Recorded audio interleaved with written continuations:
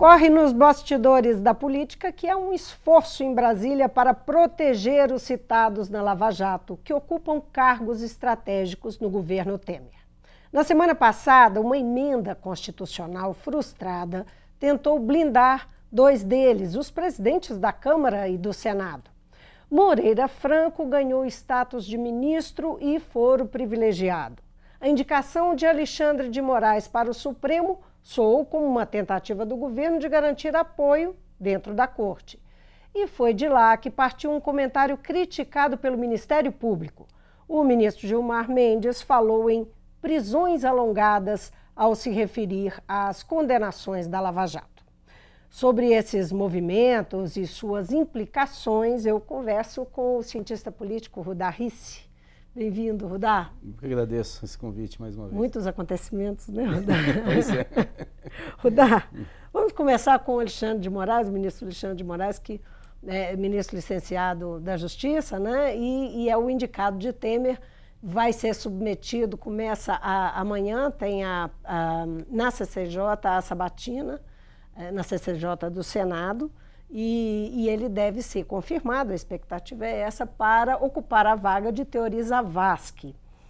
Qual que é a sua impressão desse episódio? Ele foi bastante criticado, o nome dele, ele é um político filiado ao PSDB, enfim, tem muitas polêmicas em torno do nome dele, não é?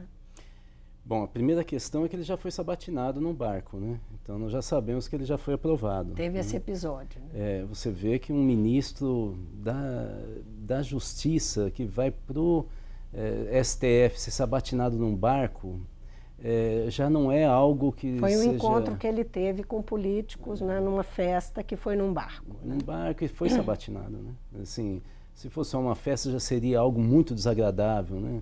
Estaria depondo contra, digamos, a seriedade de certo distanciamento desse mundo político, dos favores. Né? Mas mesmo assim, ele foi sabatinado, o que é pior, né? Faz uma prévia. Né? Mas a questão é o seguinte, na verdade, esse ministro não é qualquer ministro, porque o ministério de Michel Temer, eu já comentei uma vez aqui, é o único ministério que o PMDB já montou. O PMDB já chegou ao poder várias vezes sem ter sido diretamente pelo voto, né? Mas compondo uma chapa. Né?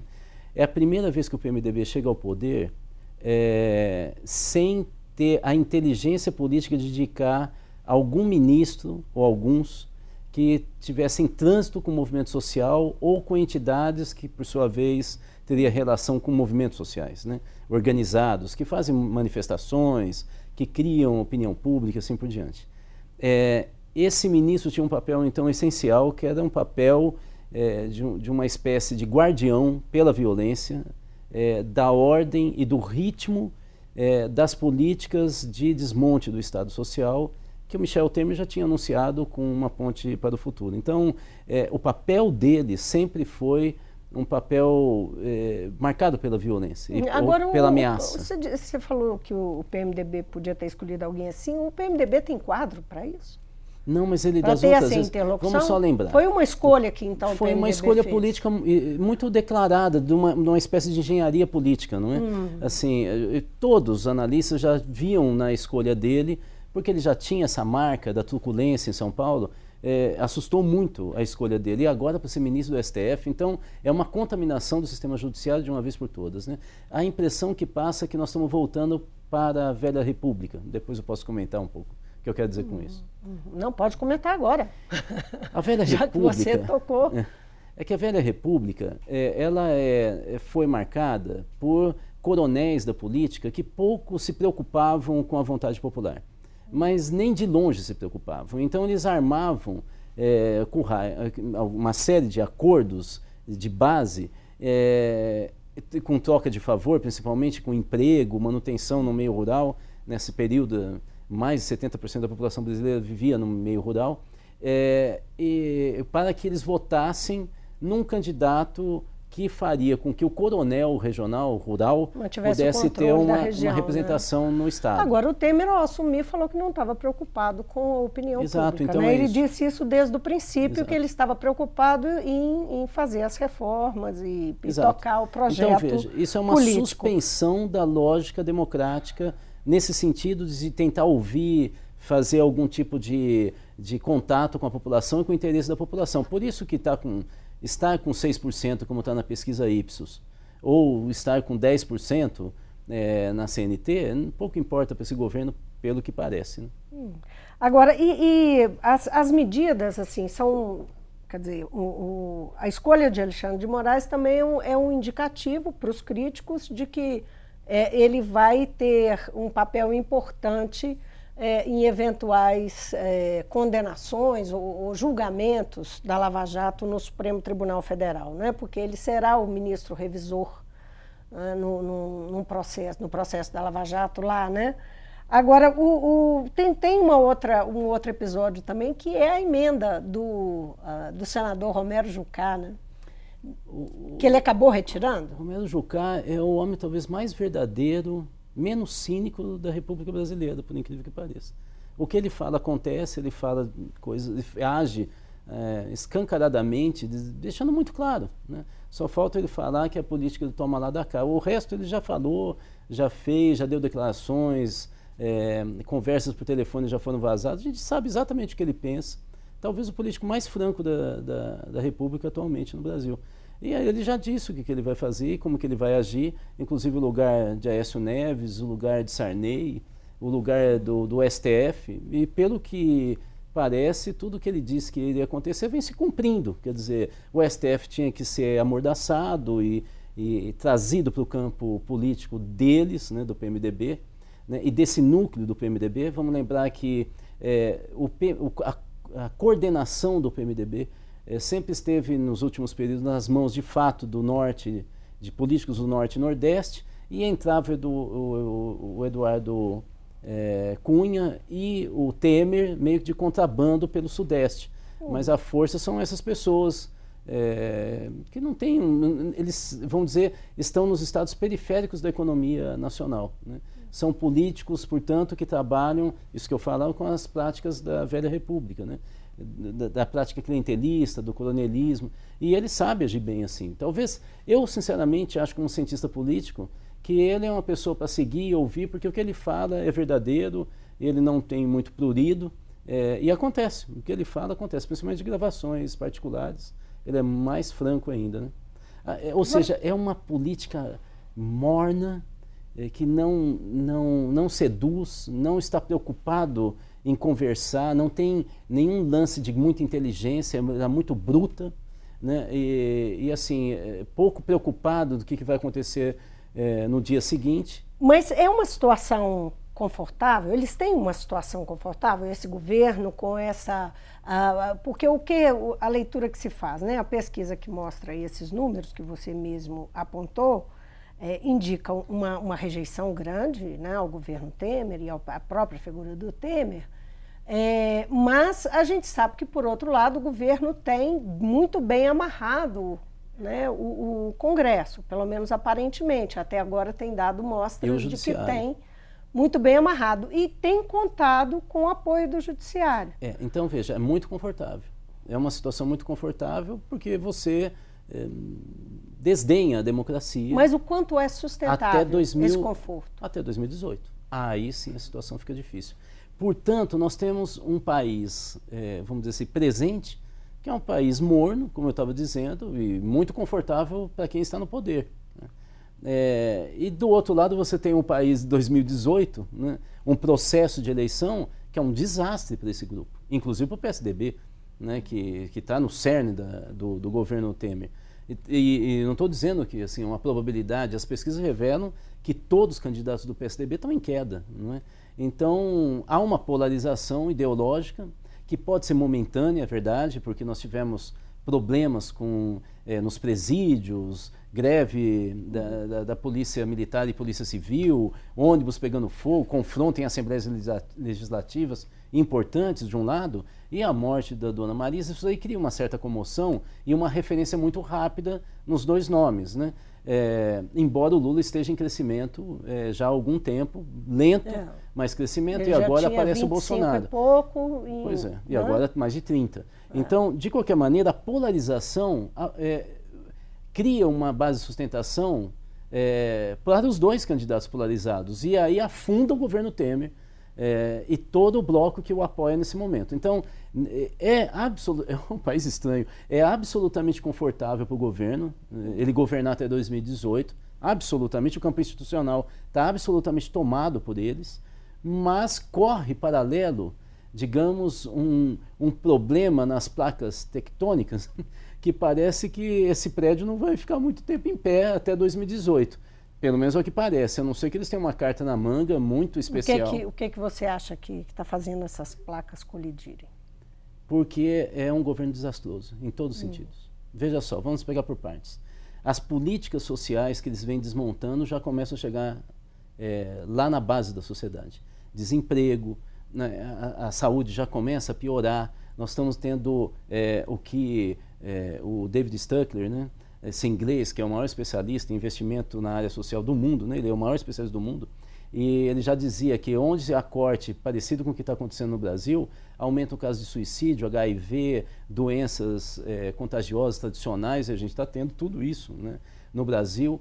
Ao mesmo tempo, você tem ministro da Educação que fala que haverão algumas situações graves. Isso depõe contra qualquer intelectual, uma pessoa, vamos dizer, de classe média com formação, fica um pouco assustado de ter tantos ministros que haverão de fazer algo, não é? E você tem problemas como o do ministro da Justiça, que é catapultado para ser ministro do STF. Isso cria um mal-estar, portanto, nas classes médias, no meio acadêmico, na área de saúde, quer dizer, e também na base da sociedade. Então, ele não tem apego. E aí ele tem que ficar fazendo uma propaganda que a economia está melhorando. Só que todo mundo vive, o mundo não é da propaganda. Não? Então, essa é uma situação muito delicada do governo para o futuro. É estranho, é estranho. Agora, nós falamos de passagem, eu queria voltar um pouquinho sobre a questão do judiciário. Você falou no apoio do judiciário. Onde você vê evidência desse apoio? Como é que você enxerga isso? Eu acho que a evidência maior foi no caso Renan Calheiros.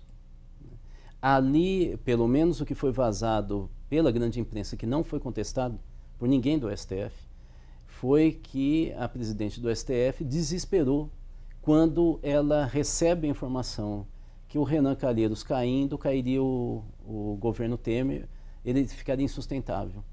E ela consultou muitos políticos, o político que mais foi consultado, segundo a grande imprensa, facílimo de achar nas redes sociais, teria sido Sarney. Ali ficou muito evidente que havia um alinhamento pelo medo. Ou seja, a situação ficou tão incontrolável e tão escancaradamente difícil para esse governo. De novo, o Romero Jucá, ele é genial, falou, todos estão citados. Ele, mais uma vez, é o político mais verdadeiro, né? Quase inocente, de tão verdadeiro que ele é, da política nacional. Ele deixou claro, estão todos citados. Né? Então, o caso é que ali o STF parece ter tido uma preocupação que não lhe cabe, né? Porque ali é a defesa da Constituição, né? E não exatamente a defesa de pessoas. Né? Ela poderia defender a estabilidade. Mendes fala em prisões alongadas, criticando as as prisões que estão em curso no Paraná. Acontece o seguinte, na medida em que, vamos só lembrar, na medida em que no final dos anos 90 os sindicatos começaram a judicializar as disputas sindicais de campanha salarial, e eles começaram a impetrar ADIs, né, ações diretas de inconstitucionalidade, eles começaram a abrir uma porta que depois veio para os governadores, para os partidos políticos, de judicializar o que era antes disputa política. E nesse momento, o judiciário, no final dos anos 90, agora tem várias teses, inclusive várias da USP, explicando um pouco melhor isso. Tudo bem explicar depois do que ocorreu, mas ajuda.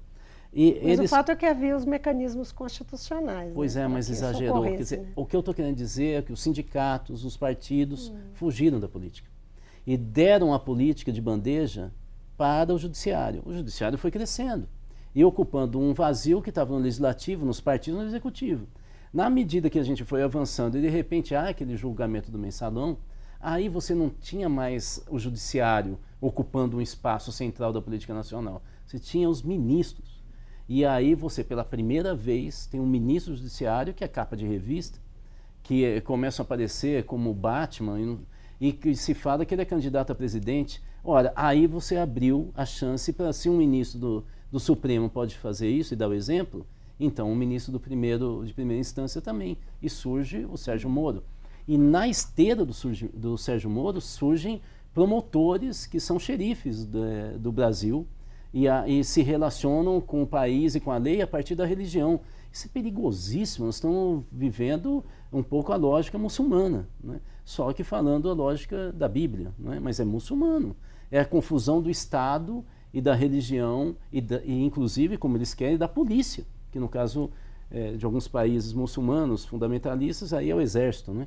Então, nós estamos numa situação muito delicada. O que eu quero dizer é que o judiciário não está macomunado com essa articulação que o Temer fez, né?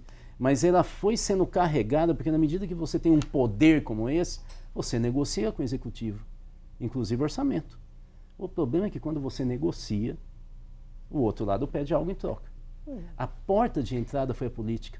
E nós devíamos proibir isso no judiciário. O judiciário não pode, no Brasil, como ele é estruturado, a lógica, a filosofia, não pode ter essa porta de entrada na política dessa maneira. Agora, tudo está...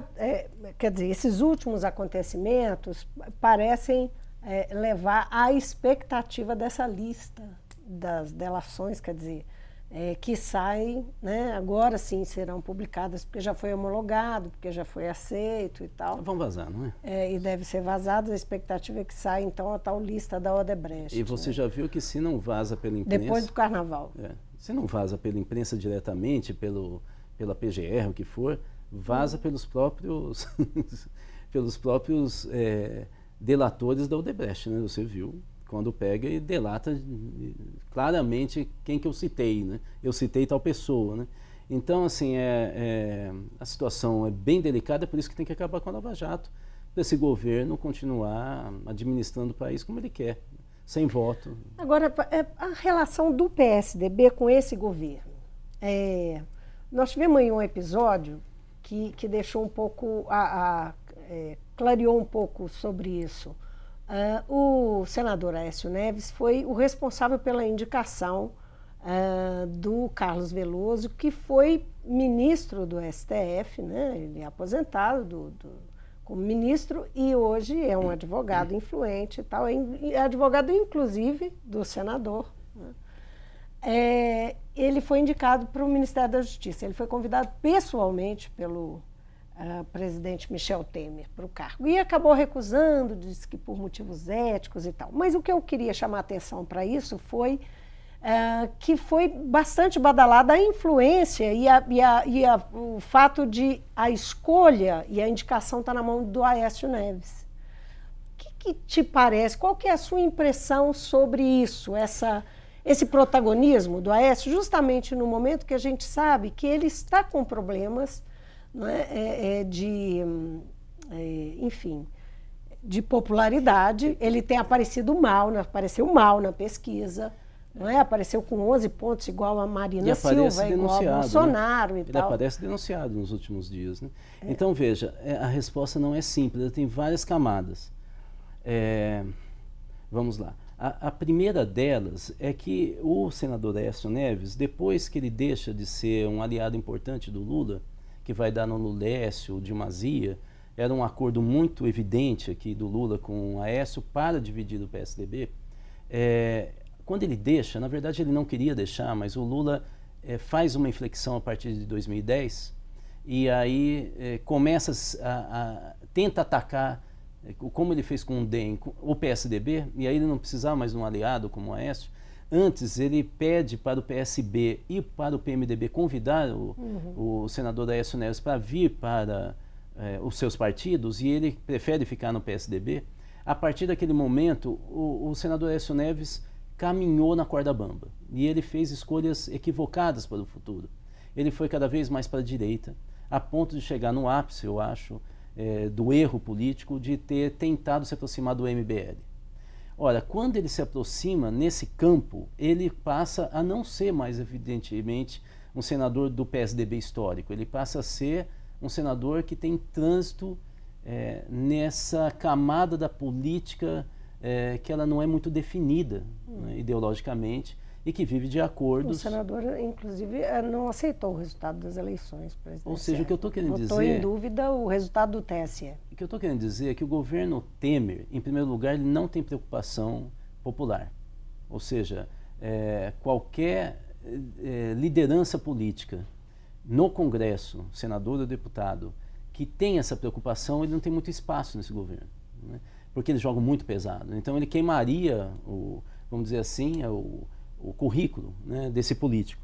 Ou eles ficam distantes e quietos, né? Então os grandes nomes da política, mesmo desse campo, estão quietos, ou vão para a oposição, e mesmo assim com muito cuidado. Então os políticos que estão aparecendo são esses, né? O ministro da Justiça, são esses os ministros os políticos que vêm aparecendo, e aparece justamente Aécio Neves. Eu acho que, na verdade, estão dando corda para ele. Quer dizer, ele aparece de maneira equivocada, porque esse governo não tende a eleger, como a gente está vendo, em 2018, ninguém, e ele está afundando. Então, ele está aproveitando um pouco essa... Ele, então, seria a face visível do PSDB no governo? É isso? É a face visível do PSDB com o baixo clero. É isso que eu estou dizendo. E, veja, e dentro do PSDB tem um segundo problema, por isso que eu falei que não é muito fácil explicar, que o principal tucano hoje nacional é o governador Alckmin. Só que ele está dizendo o tempo inteiro que vai para o PSB. E lá em São Paulo começou uma guerra contra ele, do PSDB, inclusive de Serra, mas não só, que isso já é histórico, essa briga, mas contra o Alckmin, porque ele teria tirado 3 secretarias do PSDB, do governo dele, do PSDB, e dado para o França do PSDB. O fato é que não tem tucano em situação confortável. Só dessas pesquisas que se saíram, né? Mas eu digo, em pesquisa não tem nenhum. Exatamente, por isso que ele se sente bem. Agora, e por isso que ele é mais confiável do Temer. Eu não sei se eu deixei claro. Porque eles não acreditam que ele vá para a disputa. É isso que você está dizendo. Exatamente, ele não tem força política e, além do que, é a hora dele, pelo menos, pegar uma casquinha desse governo fazendo acordos do baixo clero, é isso. Então vamos aqui nessa toada, antes que o nosso tempo acabe, falar um pouquinho especificamente dessa pesquisa eleitoral. Claro que pesquisa eleitoral há quase 2 anos das eleições de 2018, né? Mas Lula aparece com 30,5% das intenções de voto, demonstrando um claro crescimento. Em alguns cenários, quase 32%. Né? Você acha que ele sobrevive à Lava Jato? Como é que você viu esse cenário? Isso é um ponto. O outro ponto é esse cenário da pesquisa, que ele aparece assim, e os outros candidatos postos lá pela pesquisa, que são Marina Silva, Aécio Neves, Jair Bolsonaro, o Ciro Gomes. Ciro Gomes, e tem mais um nome. Bom, mas enfim, eles aparecem com menos de 11%, todos eles, né? 11 e pouquinho e tal. Bom, aqui eu vou ser mais ácido do que o normal. Isso mostra a falta de inteligência política desse bloco que está no governo. Ou seja, é evidente que eles não iam conseguir resolver a crise econômica, e é evidente que digamos, essa receita que eles estão dando está matando o paciente. Então, é evidente que todo o bloco... Você está se referindo às reformas propostas, trabalhista, previdenciária, teto de gastos, e aí qual que é o problema? O problema é que... Corte na área social... O problema é que esse bloco que está no governo, ele está todo falido eleitoralmente, nesse momento. Ele afundou. E ao ele afundar, o que sobra? Os extremos. E essa situação de extremo é extremamente favorável ao Lula e ao Bolsonaro. Ao Lula, principalmente. Por quê? Porque agora o desafio é, ou vocês mudam essa agenda para 2018 e cria um país que a população que elege o presidente, que é a população pobre, vote em vocês, ou vocês vão ter que perseguir o Lula depois da morte da mulher dele, de maneira escancarada, sendo que vocês têm que limpar o Lava Jato para não vir junto do Lula. Então, se a situação é muito delicada, ou então vocês vão ter que apoiar o Lula e fazer um acordo com o Lula. Senão, vocês vão ter que ir para a extrema-direita. E aí, nunca mais você vai limpar a tua ficha na política. Porque uma vez com Le Pen, da França, não dá mais para voltar para o Partido Socialista. Então, você vê que é uma situação gravíssima para esse governo, para o centro, para Aécio, Alckmin, Serra, Roberto Freire, para o Temer, para o nosso querido e sincero Romero Jucá. Eles estão numa situação dificílima nesse momento, porque a tendência é que se a polarização se fixa, os dois vão fazer tudo, Bolsonaro à direita e Lula, vão fazer de tudo para continuar a polarização, e aí afunda ainda mais. Nosso tempo realmente acabou, eu queria que você respondesse rapidamente. Você coloca os dois extremos, mas você acha que Jair Bolsonaro tem, entre o eleitorado brasileiro, chance de crescer? A situação do país é tão ruim que eu não sei quem poderia vir mais ao centro ou uma alternativa. Não vejo. Rudá, muitíssimo obrigado por vir ao Mundo Político. Nós temos muito que conversar ainda até 2018, né? O Mundo Político fica por aqui. Obrigada pela sua companhia e até o próximo programa.